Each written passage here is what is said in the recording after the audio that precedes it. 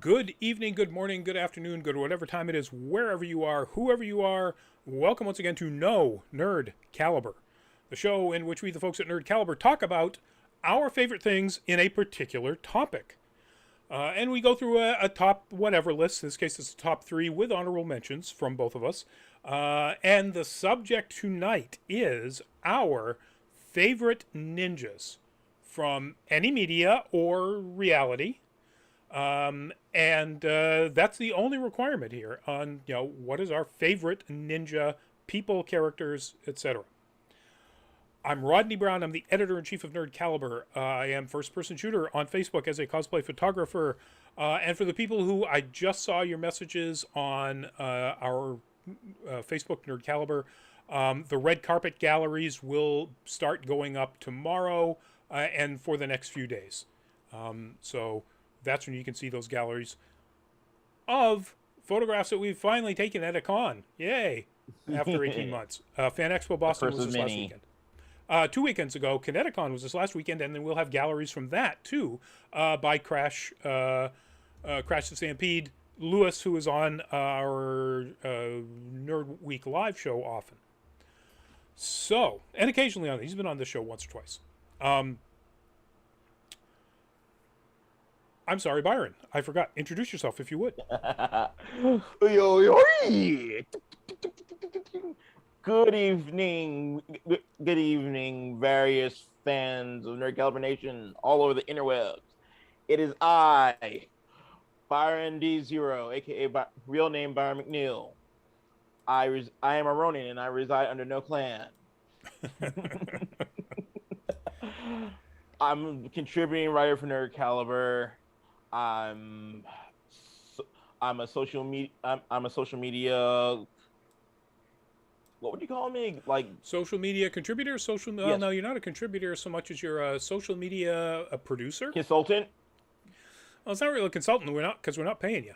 Fair enough. Social media producer. Let's call it that. Okay, yes. Social media producer, um, content creator, do a bunch of different things for the site.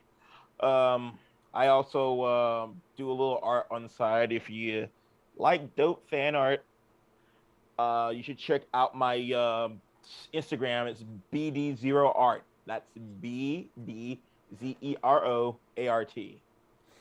Awesome. Excellent. And we're going to jump into our topic. And unlike normal, where I start with anybody other than myself, I'm gonna start because my number three pick sort of sets the groundwork for everything here. Yes, it does. So my number three pick out of any ninja, anytime, anywhere, in anything, is Hattori Hanzo, and that is Hattori Hanzo in the game Neo. My choice is not the game character. It is not the person who carries that name but is not, in fact, a ninja in the movie Kill Bill Volume 1. Or any of the characters carrying that name based on the actual, real, historical Hattori Hanzo that have appeared in anime and everywhere else. My choice is the real Hattori Hanzo. For a couple of reasons. One is he was a relatively rare thing even back in the Sengoku period, which is when he lived, which is also the sort of the height of the use of ninja. In that he was both a samurai and a ninja. The separation of their worldviews was not nearly so great back then as it became, later on, and certainly fictionally later on. Whereas the idea of sneak attacks was so completely against the samurai code, Bushido. But it was still pretty rare back then. He was, in fact, both a samurai and a ninja. And if it was not for Hattori Hanzo, Japan would not be Japan that it is today. That's undeniable. That's a flat out, zero controversial fact. So Hattori Hanzo was a samurai under the family that would eventually become Tokugawa, and particularly a retainer of Tokugawa Ieyasu, who you may know if you know your Japanese history, ended Mm-hmm. the Sengoku Jidai, the Warring States period, by becoming the first Tokugawa shogun. That was the shogunate that was the last shogunate to exist in Japan. It lasted for almost 250 years, right up until the Imperial Restoration, the Meiji Restoration, in the mid 1800s. Um,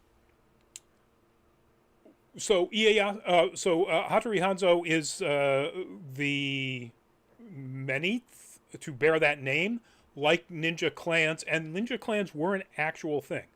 There were families, particularly in a couple of provinces, the Iga and the Koga province, Koga. that Yeah. really they taught this craft of what at the time was a lot more like guerrilla warfare than what we currently think of ninjas as, like the loner, completely black suited, almost mystical stealth assassin thing. That was a part of it. They were stealthy assassins. They were saboteurs. They were spies. They were all of that, but they were primarily used as guerrilla fighters.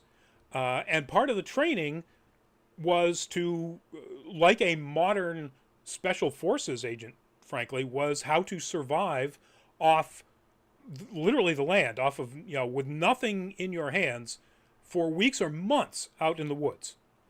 And part of that was, again, because of their guerrilla strategy. They might be required, a squad of them might be required to do that, to wait for the right opportunity to assassinate somebody on the road, say. Oh yeah, they were master trackers. Like I remember, especially in like the '80s, like late '80s, early '90s, the ninja was kind of like was kind of like glorified as this ultimate warrior when people don't realize that they weren't these powerhouses. They didn't do long drawn out fights. It was like shink, run away. Absolutely. There were ninja clans that specialized in essentially Mongol archer tactics, horse mounted archery, run and gun guerrilla tactics. So Hattori Hanzo was the child of one of these clans. His father was named Hattori Hanzo, which was a name Hattori was a name he took. And there were descendants that were also Hattori Hanzo. We're talking about this one. How he changed Japan at the end of the Sengoku period, when the last basically three really powerful families controlled most of the territory in Japan, were struggling to try to establish who was going to be the most powerful and be the shogun. Tokugawa Ieyasu, Hattori Hanzo's lord, was a ally of the infamous or famous Oda Nobunaga. When Nobunaga died, that really put Tokugawa Ieyasu in a bad spot.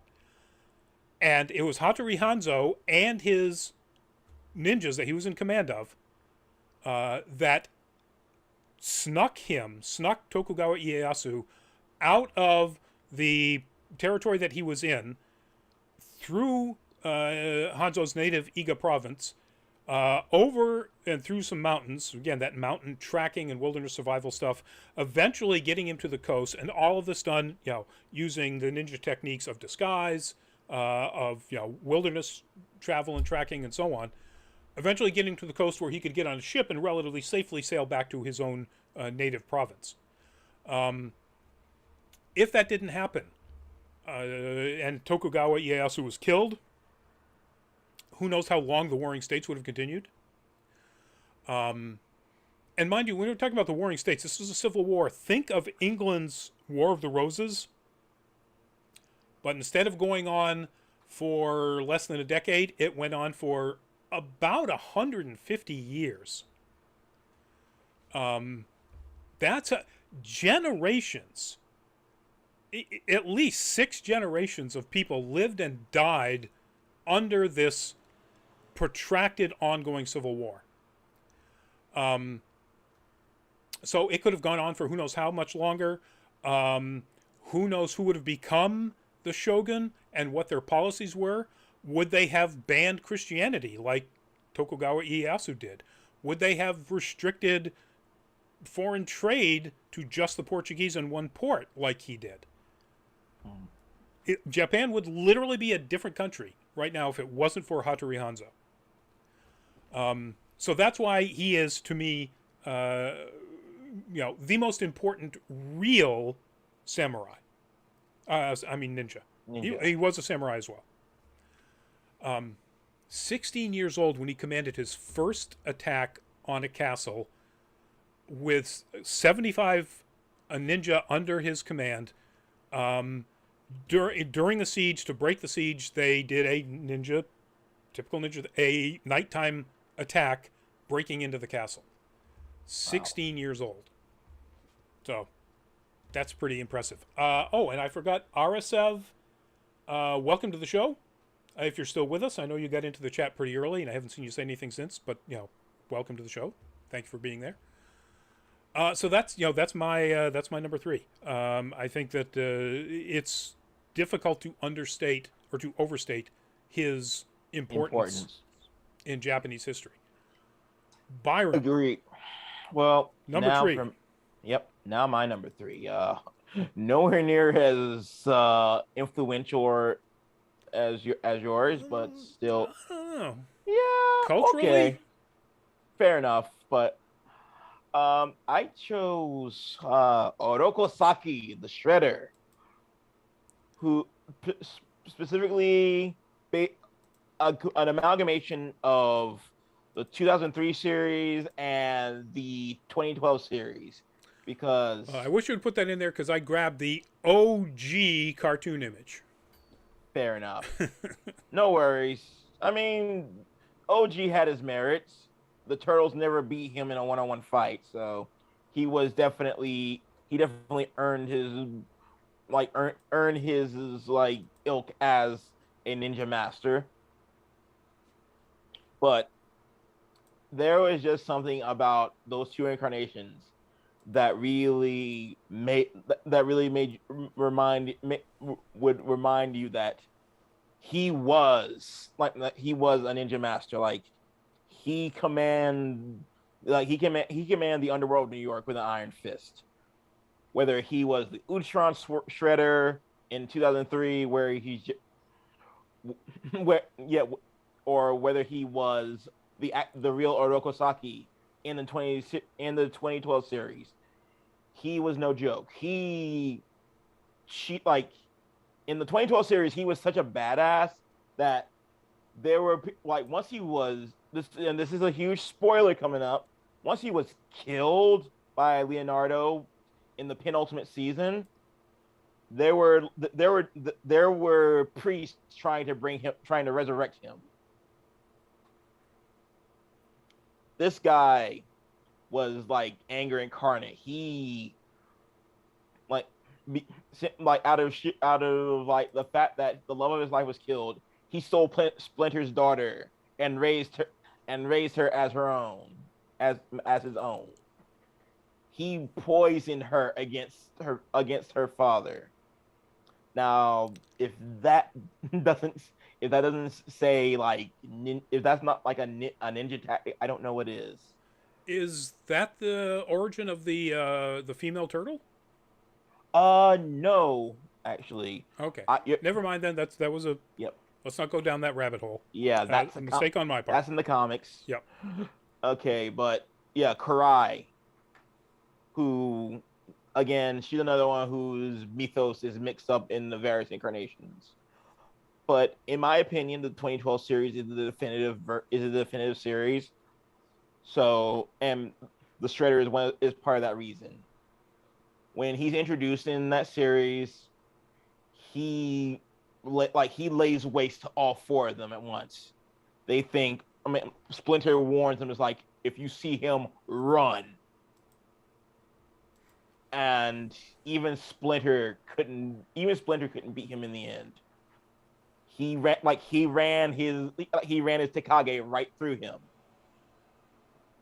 So that's the main. He's a true badass, and He's my number 3. You know, I kind of like that version of him. I haven't seen much of that series. Um, It's brilliant. it really sounds a lot of. So I'm looking up. Well, I don't want to give that away because that's an upcoming choice on my part. So I was going to say I was looking something up in Wikipedia and reading an awful lot of the synopsis of that series and going, wow, that's a. Oh yeah, that's part of the reason why I love that show, because Cyril Neely, the showrunner, when he does adaptations, he doesn't play it safe. He did Earth Maya's Heroes and Oh, his really? maiden voyage. Yep, Nice. and his maiden voyage into animation was Super Robot Monkey Team Hyperforce Go. Yeah, I haven't thought about that in decades. I loved that. I love that animation. Oh yes, that was like his love letter to anime. So he loves the craft of animation, and he's earned enough goodwill in the industry where he was able to do the turtle show that he wanted.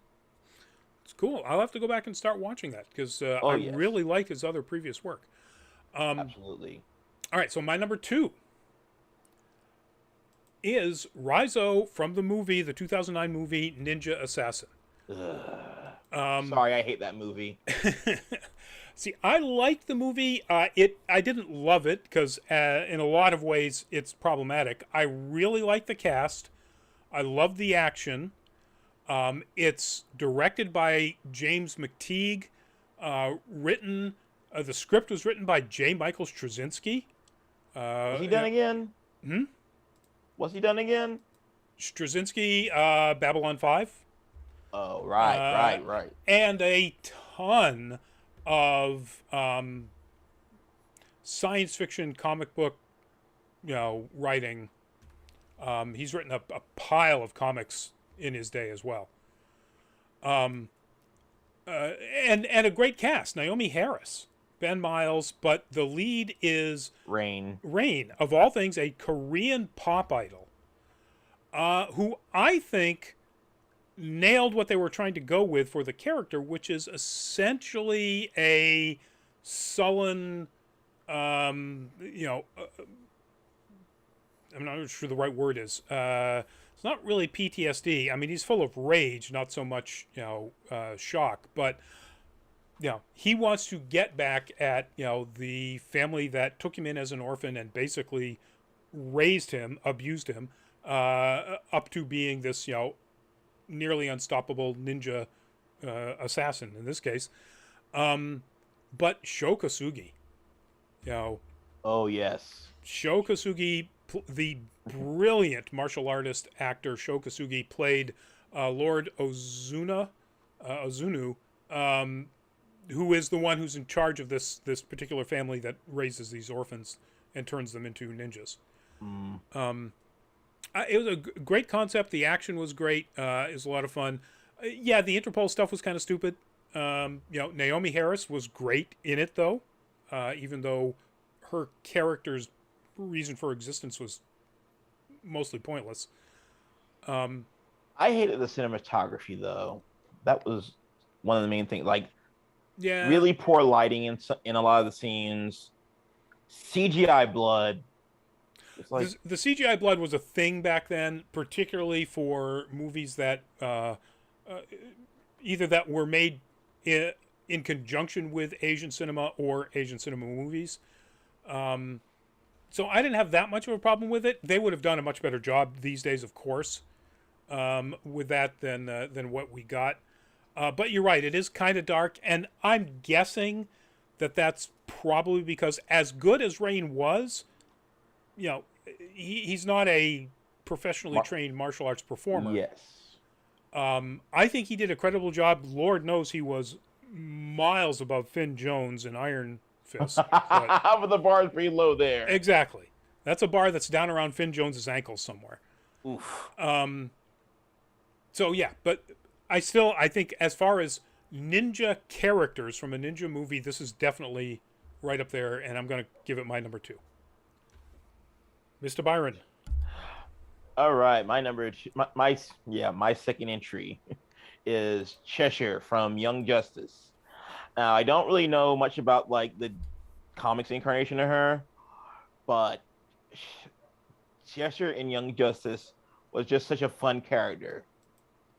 She's introduced mainly as a villain, but in like later seasons, she's introduced more as like I'd say an anti-villain. Yes. Yeah. Not quite an anti-hero, but definitely not a traditional villain anymore. Yes, Yeah. where she cares about what is hers and very little else, and it makes for some amazing character moments for her. Like even going in her dynamic with Roy Harper, like Yeah. the real Roy Harper, not the clones. How But many yeah, and clones does he have, by how the way? hmm How many clones does he have, by the way, at this point? three. One's a teenager, one's a grown man, and you're kind of just like, what are we doing? What Yeah. is this? Yeah.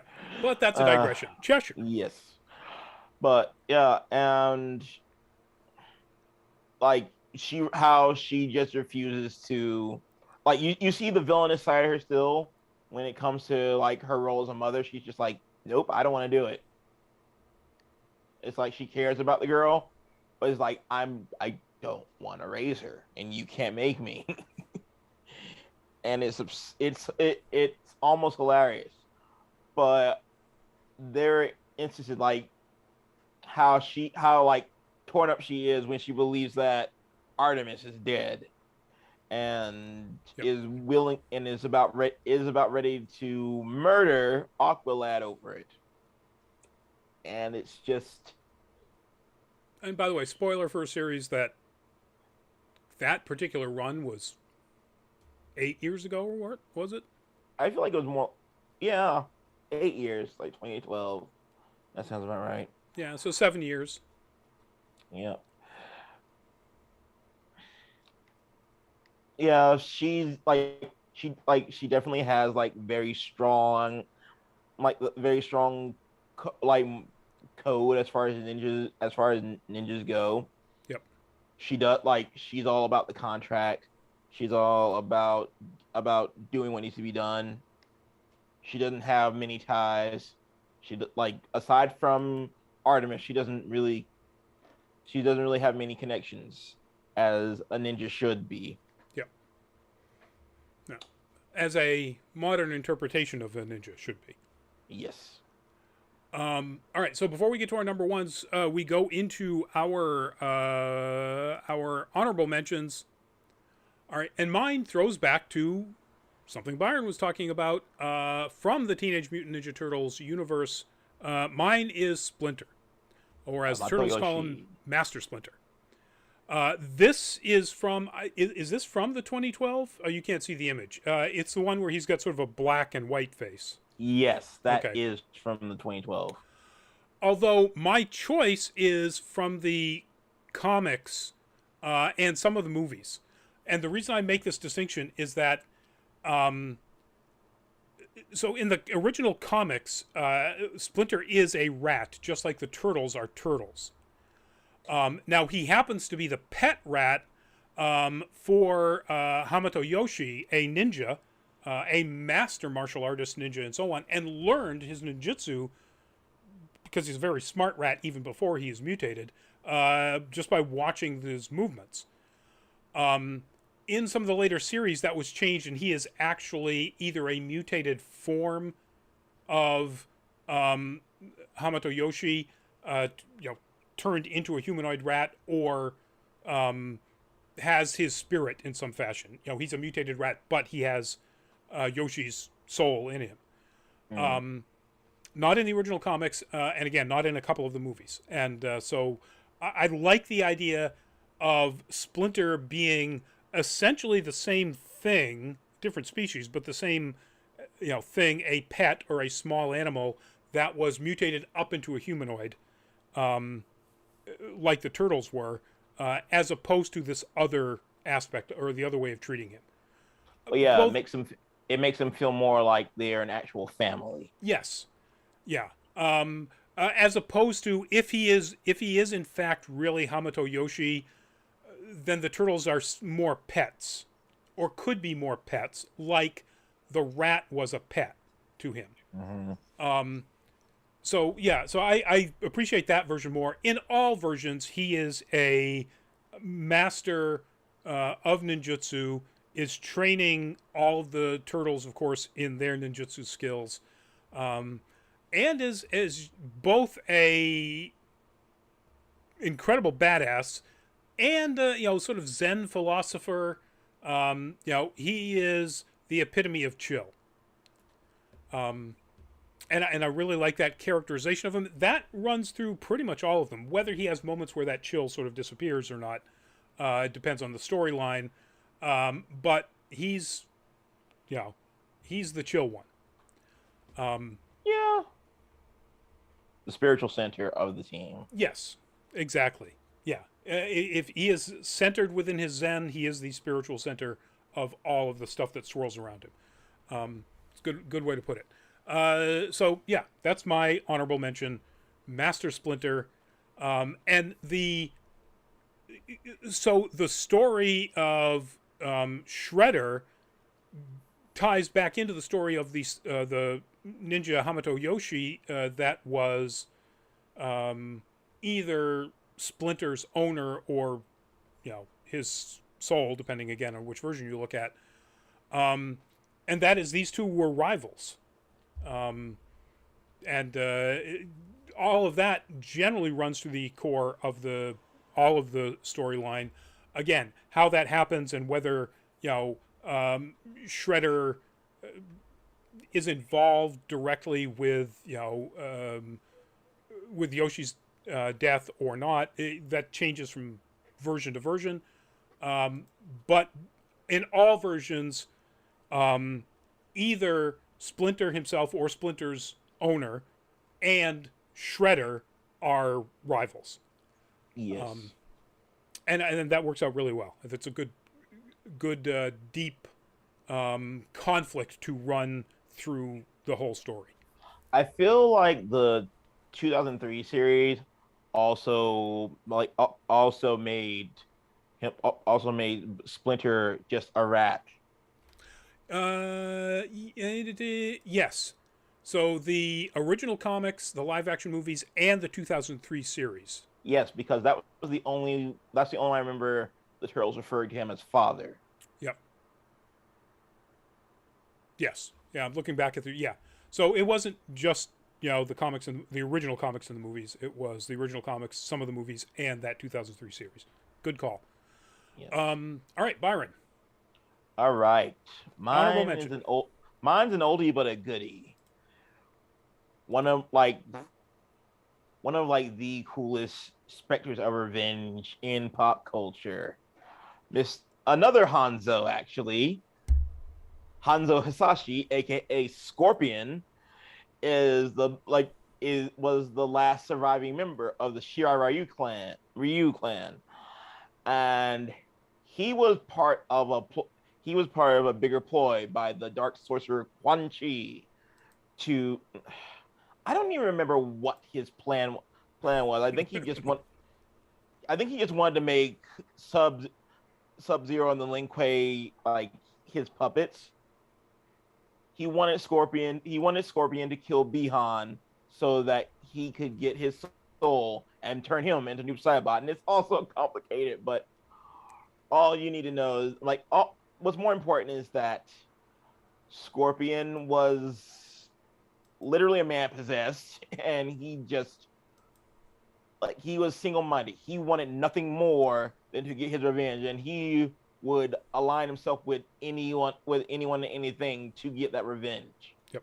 He served as a minion of Shao Kahn for the longest time, just so he could kill Sub-Zero.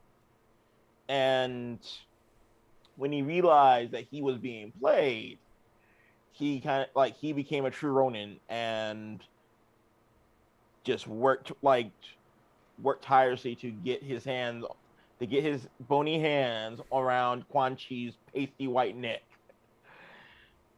And it came full circle once the game got rebooted and he was allowed to revive his clan, and both and Bihan was still turned into new Saibot, but Kuai Long, his brother, the second Sub-Zero, and Hanzo become brothers in arms, and it allows him to find the peace that he deserved in this franchise, as far as I'm concerned. Now, I picked for the image the Scorpion, his final appearance with a more Scorpion-looking outfit from the most recent movie, because I think that actually, in the sort of prelude, essentially, portrays him as a ninja more than anything else has. Oh, absolutely. And so that's why I like that portrayal. He is a ninja through all of it. That is his story. There's no question about it. But that, intro to the most recent movie really nails that home very well. And his weapon is a personal favorite of mine, the kunai. Yes. Rope dart. And plus, he was portrayed by Hiroyuki Sanada, who is very ninja-like in his various performances throughout his career. Yep. This is a complete aside, but I'm going to plug this in the last show, which was Full Fat Spoiler Chat, and we were talking about the movie Reminiscence. I was making a comparison about movies that, better science fiction movies that some of these people have appeared in. Not that it's particularly bad, it's just not as good as it could be in some very significant ways. But one of the ones that I didn't mention was Cliff Curtis, who is in Reminiscence, was also in one of my absolute favorite science fiction movies of all time, Sunshine, directed by Danny Boyle, with, I'm going to screw up his name, the actor from the most recent Mortal Kombat movie who played Sonata. Yes, Sonata. Yes. Oh, cool. And Mark Strong and Michelle Yeoh and Chris Evans as a complete jerk, and Cillian Murphy. So, yeah, if you want to go watch the most recent Scorpion, Scarecrow, Captain America, Michelle Yeoh and everything, and Mark Strong and everything, but Sinestro, I guess, in a brilliant science fiction movie, go watch Sunshine. All right, since I just talked a lot about that, we're going to flip it now. Byron, your numero uno. All right, and I'm prepared to die on this hill because we're going to have an argument here. Yes, I believe. This is my personal belief that my number one is a ninja in everything but the title. I'm talking about the mysterious hero himself, Shoto Aizawa. Or is it Aizawa? Is it Shota? Or is it Shota? I don't know. But yes, Eraserhead, Aizawa. Yeah. Even if he's not ninja in name, I consider he's very ninja-like in his approach to his work. He uses in combat, he uses a lot of ninja tools at his disposal. I don't see many other heroes using caltrops in their arsenal in combat. That's a very well-known ninja tool that ninjas use to escape. When did he use caltrops? When he was training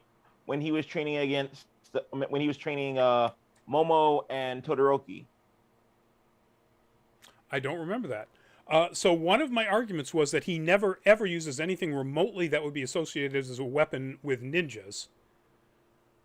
So that argument may be out of the water. Okay. He doesn't use stealth ever. I don't see this character as a ninja. He's got the black clothes. All right, we'll give him that. His cloth wraps that he can use as sort of traps Maybe evoke something like a Kusarigama, although there are no Yes. weapons on the end of them, but all right. Maybe. They also at times come up high enough that they kind of hide his face a bit. Yes. Maybe. All right. The nature of his quirk is good for surveillance missions as well, and it's escape.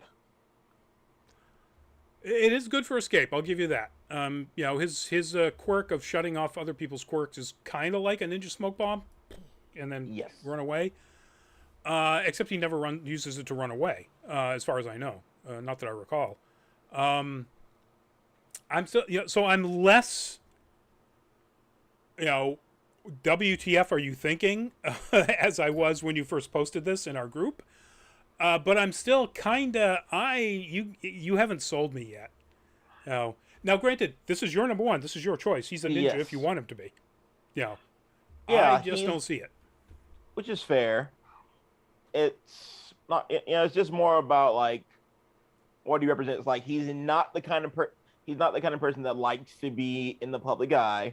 True. Not many people know about him. Much like how ninjas ninjas are. I don't like. There's like I know that ninja schools still exist, but the existence of ninjas in the modern world are more or less an urban myth.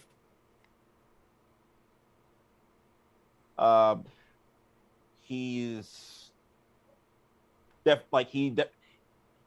has a very ninja like code when it comes to protecting what is dear to him, his students. Yeah, true. But then again, I would say every hero has that code, or they're not a very good hero, with the exception, obviously, of Father of the Year, Yes. Endeavor.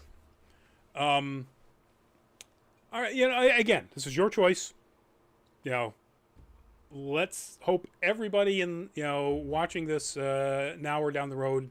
I would recommend agrees with watching. I would recommend watching Gaijin Goomba's video on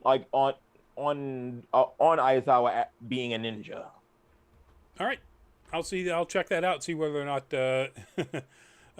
he convinces me either. I don't think so. But Fair enough. all right, my number one, Electra. Ah, yes. So that image that posted up right there should give you every reason I would ever need to or want to choose Electra as my number one. Electra is a goddess of violence, and Bill Sienkiewicz is a god of art. Electra from all incarnations, but specifically that series, that 8-issue Electra Assassin series, is pretty close to peak comic book, in my opinion. Frank Miller, in some of his best storytelling, where he's not quite so Sin City Frank Miller indulgent, but you can definitely start to feel the influences of that type of writing in Electra Assassin. Just absolutely, amazing comic book, and she's an amazing character. To think that she was introduced all the way back in 1981 in Daredevil. Wow. Was one of the most tragic. This is a spoiler for something happened in like 86, but come on. One of the most tragic deaths in Marvel Comics ever.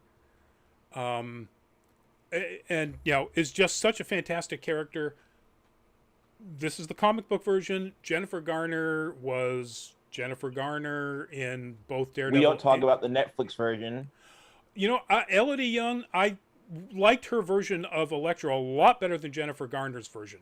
The bar was pretty low.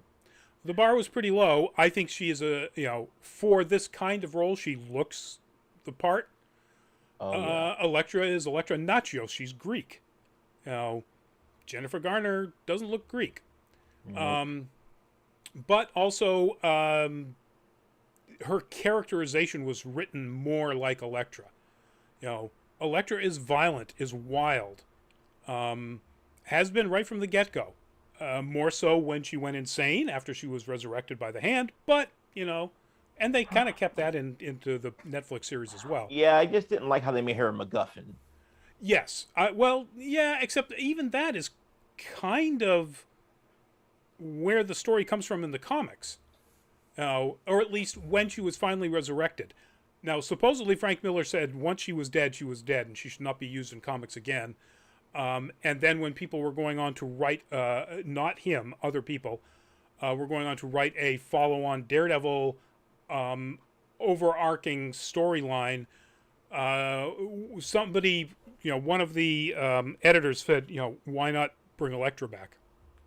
And they all went, that's what we were missing. To apparently Miller's unhappiness. He was not thrilled. But maybe that's what sent him off the deep end. Well, no. I think he was kind of hiding his existence in the deep end for a long time. I think he was there long before his overtly fascist political views and statements of and sexist. Don't forget sexist. How could you forget the sexist? So Elektra is a fantastic character, a wonderfully complex badass woman who right from the gate was not a good girl gone bad. She was a wild girl. She was a wild woman, just right out of the gate.